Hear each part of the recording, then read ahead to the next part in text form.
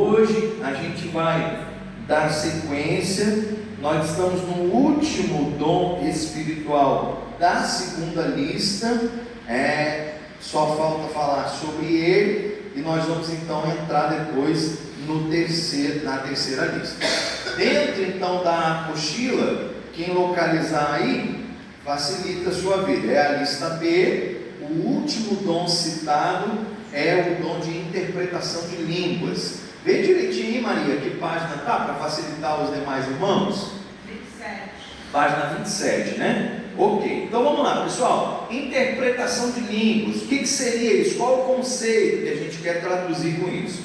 A capacidade sobrenatural de compreender e traduzir uma mensagem falada em línguas desconhecidas, tornando-a inteligível para os outros. Ou seja, não dá para compreender porque é desconhecido. Então quem tem esse dom interpreta o desconhecido e fala em uma linguagem inteligível a todo mundo. Como que a gente compreende esse dom? É um dom essencial para que o dom de línguas, que a gente já trabalhou, seja útil à edificação da igreja em público, pois torna a mensagem compreensível. Aí eu quero trabalhar com vocês aquilo que a gente já tem dito aqui e a partir daí compreender isso aplicando no dia a dia da igreja. Então vamos lá. Vocês já viram, eu já trabalhei com vocês, que existem duas linhas teológicas predominantes acerca do dom de línguas. Por exemplo, uma linha teológica trabalha o dom de línguas como sendo idiomático, né? A questão de idiomas no mundo aí, o grego, o hebraico, o alemão, o português, tá? Pegando essa linha teológica e aplicando esse ensino aqui, o que seria? Então nós estamos num culto, alguém levanta, e aí a nossa fala é portuguesa, né? Nós somos do Brasil português BR aqui, né? Nós. Então a gente está aqui ouvindo uma mensagem em português e entendendo em português, porque é a nossa língua de fala, e aí de repente alguém tem um dom espiritual e leva em consideração. Essa primeira explicação eu estou dando dentro do critério teológico de língua sendo idiomático. E aí o que acontece? Alguém se levanta aqui e começa a falar em espanhol, em italiano, começa a falar em alemão, e aí, ou seja, nós não sabemos falar essa língua e a gente pensa, eu não estou entendendo nada do que esse sujeito está falando, né? Está em uma outra língua. A partir disso, qual é a visão da aplicação desse dom espiritual? Se alguém tem o dom espiritual de interpretação de línguas, essa pessoa ouviria o que está sendo dito em uma outra língua, que para nós deixou de ser inteligível porque a gente não a compreende, e a pessoa escuta isso e interpreta. Vai interpretar em qual língua? Na nossa, que é a nossa língua de fala. Então ela escuta em italiano e traduz em português, e a gente entende agora a mensagem de Deus. Deu para compreender essa primeira linha teológica e a aplicação do dons aqui? Deu? Agora nós vamos para outra linha teológica, onde o falar em línguas não tem a ver com o idioma. É aquela expressão, né, de fonemas inteligíveis mesmo, que algumas pessoas dizem assim, é a língua dos anjos, né, é uma língua dos céus, uma língua que não se sabe o que é. Dentro dessa mesma compreensão, nós, não tendo esse dom, não estamos entendendo nada do que está sendo dito em línguas. Aí alguém que tem esse dom de interpretação de línguas, escuta aquilo que ninguém está entendendo e começa então a traduzir isso, dizendo, o que está sendo dito é isso e aquilo, e aí porque diz na nossa fala, a gente compreende então a mensagem. Deu para entender? Agora vamos lá, pessoal, que esse é o X da questão. Seja para os adeptos teologicamente, de uma linha onde o dom de línguas é idiomático, seja para os adeptos teologicamente, onde o dom de línguas são os fonemas que ninguém consegue compreender, não existe uma língua no mundo que se fale dessa forma, todos os dois precisam ou não de alguém que interprete? Precisa, irmão. precisa. Então, o que significa o dom de línguas? Ele é, segundo a palavra, para edificação própria do indivíduo, porque se é Ele, Deus, que estão falando ali, seja em um idioma, seja numa coisa que ninguém está entendendo, é Ele, Deus. Então, para edificação própria, está resolvido. Agora, se é para edificação da igreja, precisa ter um intérprete. Então, vamos dar um exemplo.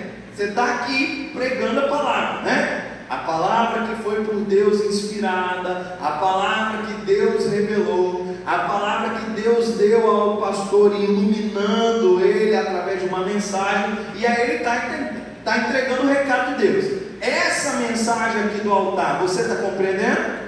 Claro que está, porque está no seu idioma, está na sua língua, você consegue compreender.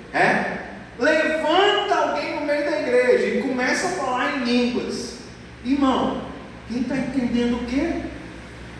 Não está entendendo. A menos que alguém levante também e diga: olha, o recado de Deus é esse, para a gente falar amém, glória a Deus. Então era isso que Deus queria falar através da boca de fulano, de ciclano e tal. A menos que isso aconteça, você pode gentilmente puxar assim a pessoa e falar assim: fica quietinho, irmão, né? Você pode carinhosamente dar uma puxadinha na pessoa e falar assim: abaixa um pouquinho o volume. Você não está dizendo que não é de Deus, mas você está dizendo assim: a lógica não está funcionando. Você está falando um negócio aí no meio. Eu já tive lugares que eu fui pregar que quase que eu parei um pouquinho. Falei: não, deixa eles terminar de fazer o que eles estão fazendo ali, depois eu volto a pregar. Eu já não sabia mais em quem eu prestava atenção, se era em mim mesmo, se era no de cá que falava uma coisa, no de lá que falava outra coisa. E eu estou para quem? Senhor, dá uma pausa aí, porque organiza o céu, para entregar a mensagem, porque eu já estou desorganizado em receber aqui. Um fala daquilo, fala daquilo. Não tem princípio bíblico nisso. A palavra diz que se não houver intérprete, vai dizer o quê? Fica lá. Fica quietinho. Porque não é aqui, irmão, vocês precisam entender. Nossa, Igreja Batista Esperança, Pastor Jantes, não crê, não tem nada a ver com isso, irmão. A gente crê em tudo que está na Bíblia. É porque existe uma forma, existe uma maneira das coisas serem vividas. A Bíblia, ela não apenas cita o que é ou como, ela diz como deve ser. Imagine, irmão, se seja só a mensagem, aqui. Esquece o dom de língua nesse momento, ou a interpretação. Imagina só a mensagem. De repente, Deus tem te dado uma mensagem para compartilhar à igreja. Já imaginou se levanta uns 5 aqui e começa a pregar tudo na mesma hora? Abre a Bíblia em Gênesis, o outro fala: não, mas o Deus me deu um texto, me deu o teu nome. Aí o outro fala: mas eu quero pregar no Novo Testamento, porque Deus me deu uma palavra. Já não vai ter uma confusão aqui? Só com a mensagem. Então, quando a Bíblia vai trabalhar o contexto de como se aplica, a gente precisa entender um princípio bíblico, que é a ordem de decência. As coisas acontecem dentro de uma ordem de decência. A sistematização do reino de Deus é perfeita. Não dá crise para ninguém. Então, assim, existe o dom espiritual, existe a forma adequada de se viver o dom espiritual, e quando está desse jeito, Deus abençoa a igreja. Amém. Deus abençoa. A gente vive isso com muita tranquilidade, mas precisa estar atento a cada um. Agora vamos lá, pastor, vamos criar uma situação hipotética aqui. Levanta alguém falando em línguas. Vamos considerar a primeira vertente teológica, idiomática. Levanta falando aí um alemão. Só que como que a gente sabe, pastor, se é alemão, se nenhum de nós fala alemão? E o problema maior agora é o seguinte, pastor: não teve intérprete. Ou vamos problematizar ainda mais: levantou alguém dizendo sem intérprete. Mas eu não sei se o que o outro disse era alemão mesmo, muito menos se a interpretação está vindo do alemão para o português. Eu não conheço o alemão. Como que a gente faz no caso desse? Tem salvação para nós? O que vocês acham? Tem ou não tem? Vamos ser enganados? O que vocês acham? E aí? O Espírito de Deus testifica. Vocês lembram qual foi o dom que a gente estudou antes desse de interpretação? O último dom que nós estudamos antes desse. Discernimento? Qual que é? Discernimento?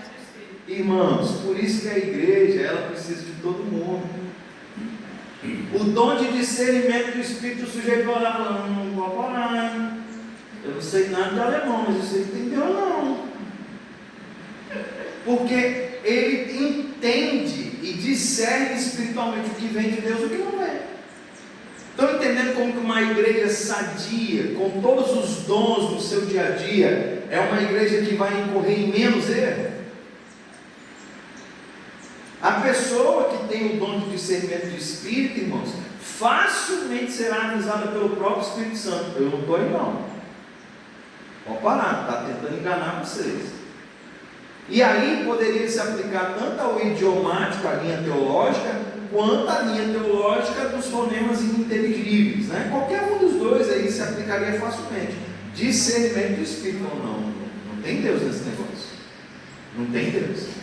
Ah, pastor, mas aí é julgar a pessoa, né? Não, irmão, é quem tem o dom de discernimento do Espírito. A pessoa não está olhou para a cara do Marcelo e falou, não fui com a cara dele, vou falar que não tem Deus. Não é disso.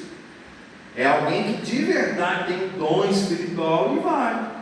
Então, quando você vê o dia a dia da igreja, imagine, né? Estou conjecturando aqui, imagine que o pastor não tenha um dom de discernimento do Espírito, o que seria uma falência para ele, mas imagina, né? Que ele não tem o dom. Ele está recebendo ali, está achando que é de Deus. Não, que coisa linda, não, olha só, um fala, o outro responde, gente, que maravilhoso, nunca vivi isso. Mas aí a Roberta tem o dom. A Roberta não toca no pastor e fala, pastor, você tem Deus nesse negócio não.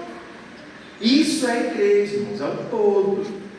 É a igreja que vive a experiência em Deus com todos os dons espirituais. Amém? Amém. Glória a Deus.